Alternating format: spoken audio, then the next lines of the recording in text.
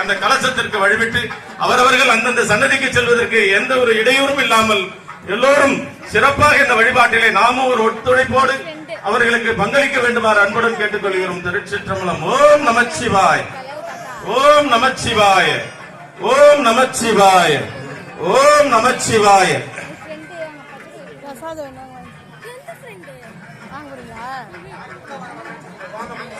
அதே போன்று இன்னொரு ஒத்துழைப்பு தர வேண்டும். இங்க எல்லாம் கலசம் புறப்பட்ட பிறகு யாகசாலைக்குள் எந்த அடியார் பெருமக்கள் உள்ளே வரக்கூடாது.